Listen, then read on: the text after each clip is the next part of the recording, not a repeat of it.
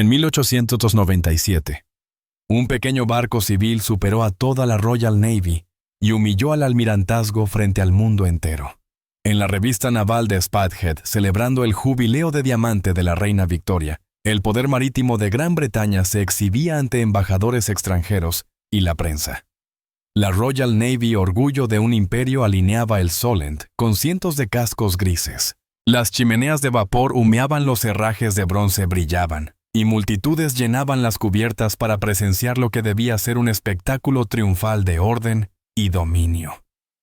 Entonces, desde la neblina del horizonte, surgió una estela de espuma blanca, una esbelta embarcación negra, no más grande que un torpedero, que cortó la formación a una velocidad inimaginable.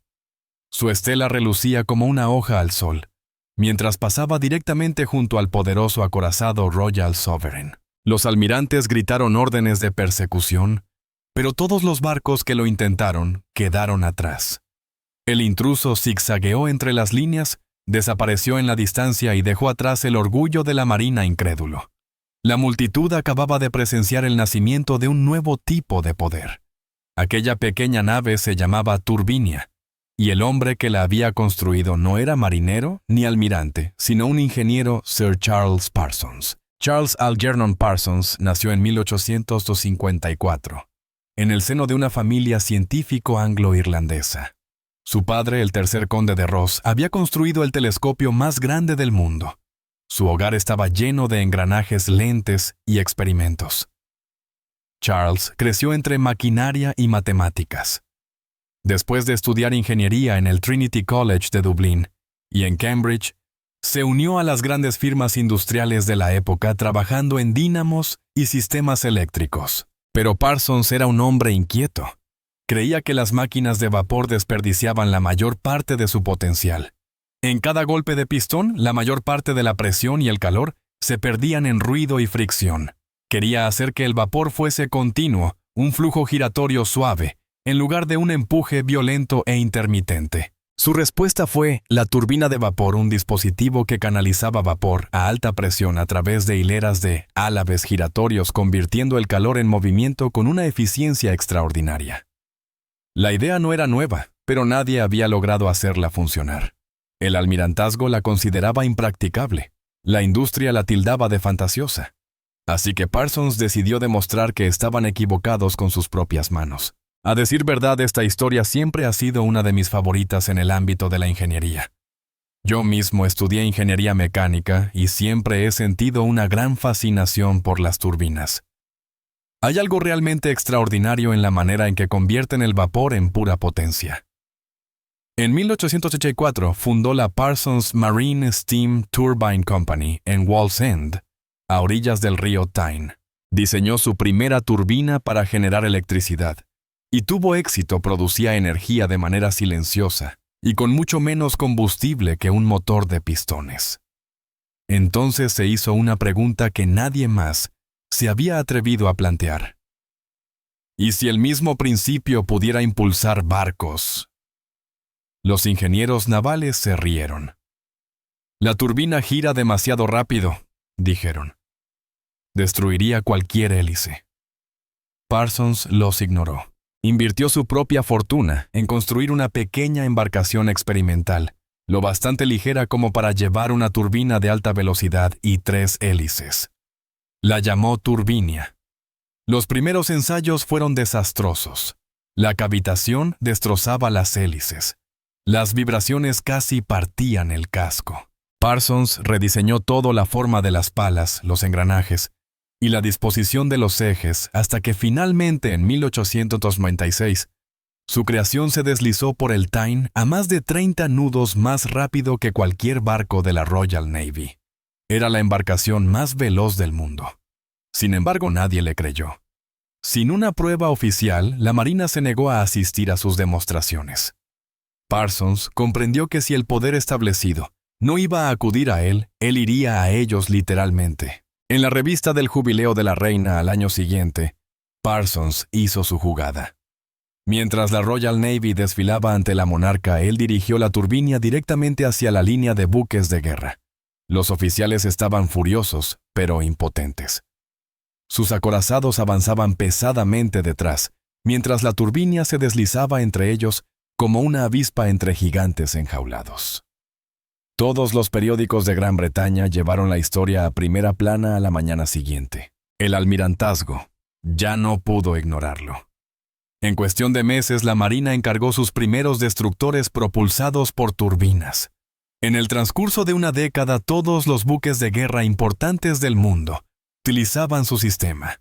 La turbina de vapor había vuelto obsoletos los motores de pistones y la era de la potencia industrial entró en una nueva fase. Parsons había humillado al almirantazgo, pero al hacerlo, les había entregado el futuro. Lo que comenzó como el desafío de un solo hombre, se convirtió en un punto de inflexión tecnológico. El mismo diseño de turbina que hizo imparable a la Turbinia, pronto impulsaría los acorazados de la era Dreadnought, los grandes transatlánticos del Atlántico, y los generadores que electrificarían Gran Bretaña.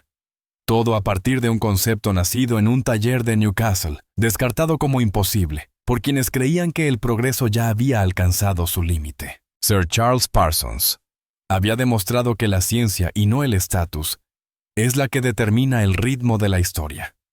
Y cuando la Marina finalmente lo alcanzó, el mundo ya funcionaba gracias a su invención.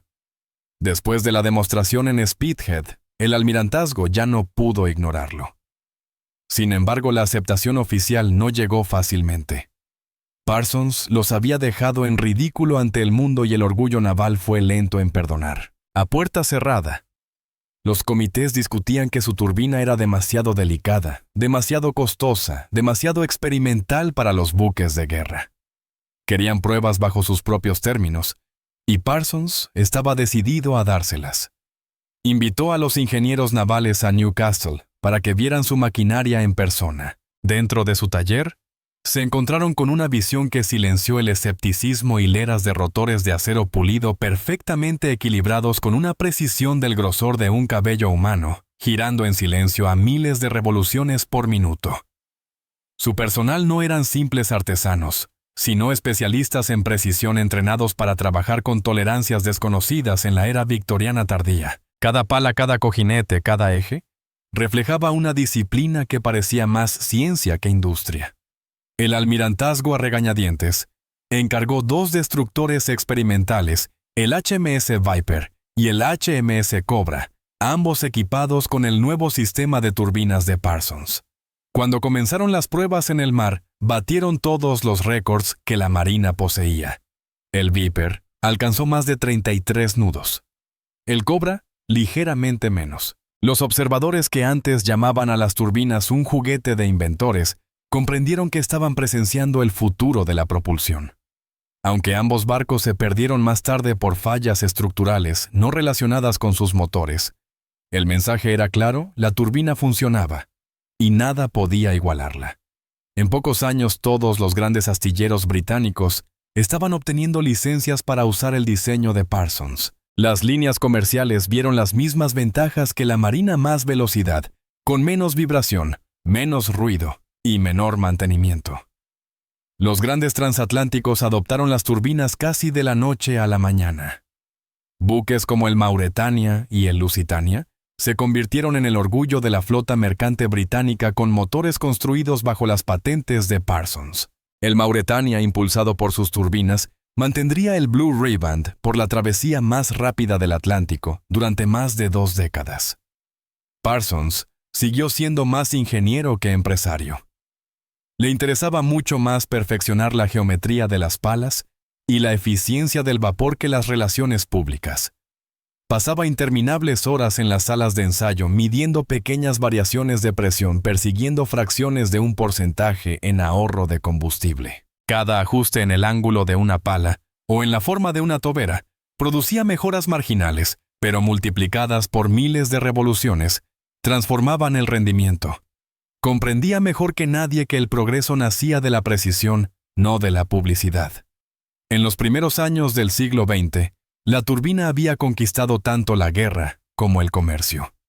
Lo que comenzó como un experimento en el río Tyne se había convertido en el corazón palpitante del poder imperial. La invención de Parsons impulsaba no solo barcos, sino también generadores eléctricos en las centrales de toda Gran Bretaña. El mismo principio que hacía girar hélices, hacía girar también los dínamos. La turbina había escapado del mar y había entrado en todos los hogares a través del interruptor de la luz. Su logro fue tan transformador que redefinió la estrategia británica. La Marina ahora podía desplegar flotas más rápidas, mantener una mayor autonomía y sostener la vasta red logística del imperio. La Gran Bretaña industrial funcionaba con vapor, pero gracias a Parsons, ahora lo hacía con eficiencia. Había convertido la energía misma en un arma. En 1911 fue nombrado caballero por sus servicios a la ingeniería. Para un hombre cuyo trabajo había sido tachado de extravagante al comienzo de su carrera, aquello fue una reivindicación. Sin embargo, como la mayoría de los grandes innovadores, Parsons encontró poco consuelo en los honores. Continuó experimentando, rediseñando y perfeccionando, siempre convencido de que la perfección era una cuestión de números, no de medallas. El mundo apenas empezaba a comprender hasta qué punto lo había cambiado. Para cuando estalló la Primera Guerra Mundial, la invención de Sir Charles Parsons se había convertido en la columna vertebral del poder británico. Cada gran buque de guerra que salía de los astilleros de Portsmouth Barrow o Belfast funcionaba con turbinas. Lo que había comenzado como una rebelión solitaria en el río Tyne se había transformado en el estándar definitivo de la propulsión naval en todo el mundo. Los enemigos y aliados de Gran Bretaña por igual se apresuraban a adoptar el mismo diseño, copiando lo que la Royal Navy ya había perfeccionado. La turbina transformó la forma de la guerra. Los barcos ahora podían navegar distancias mucho mayores, a velocidades más altas, sin destrozarse a sí mismos. Los cruceros podían patrullar medio mundo sin detenerse para mantenimiento. Los acorazados ya no hacían vibrar sus propios cascos hasta romperlos cuando avanzaban a toda velocidad. En una sola generación, Parsons había llevado a la Marina desde los ruidosos motores de pistones hasta una potencia continua y fluida. La Royal Navy y por extensión el Imperio Británico se volvió más rápida, más silenciosa y casi intocable.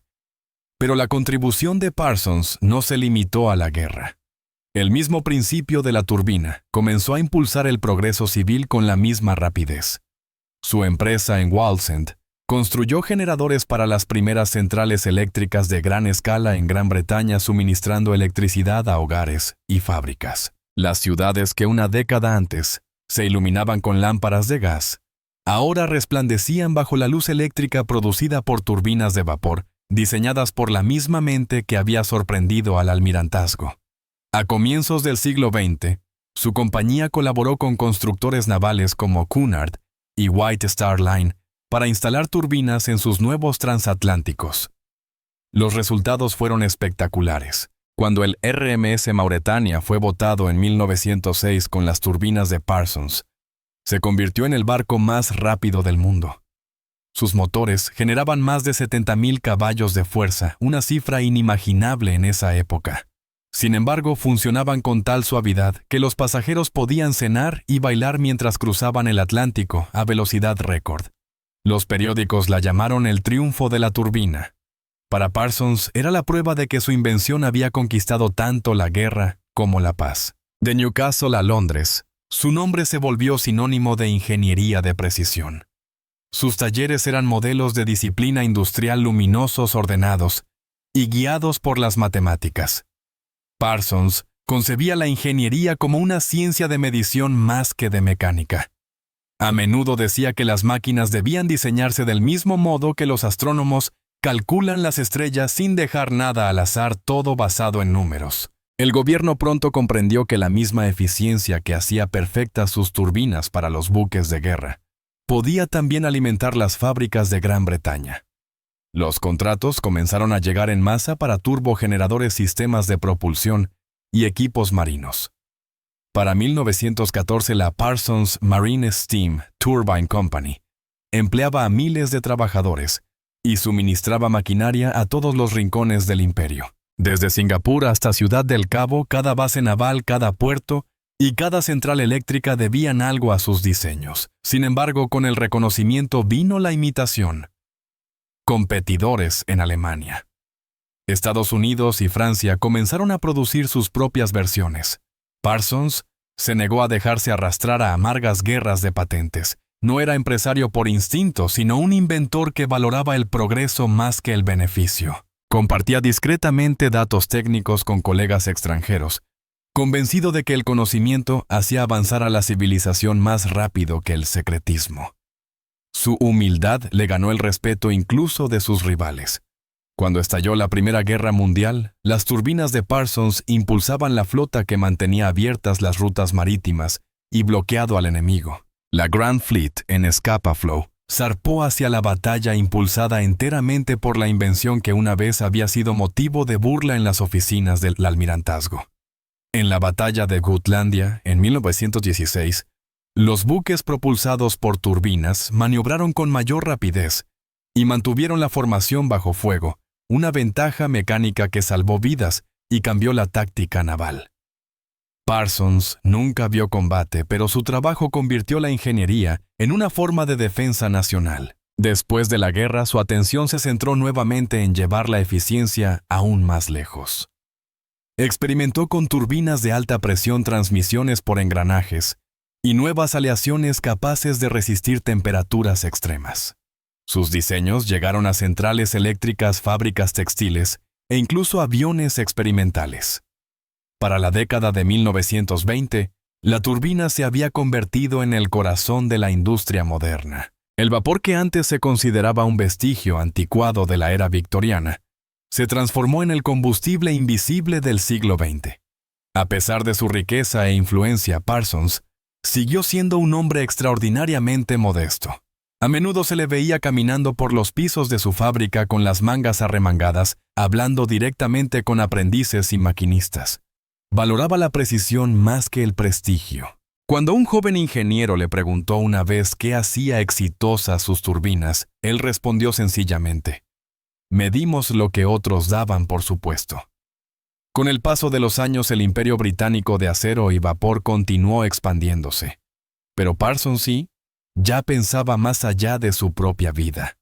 Invirtió fuertemente en la investigación de turbinas más pequeñas y rápidas que pudieran adaptarse a vehículos, barcos y plantas eléctricas de cualquier tamaño. Creía que la turbina no era una invención única, sino un principio, uno capaz de impulsar cualquier cosa.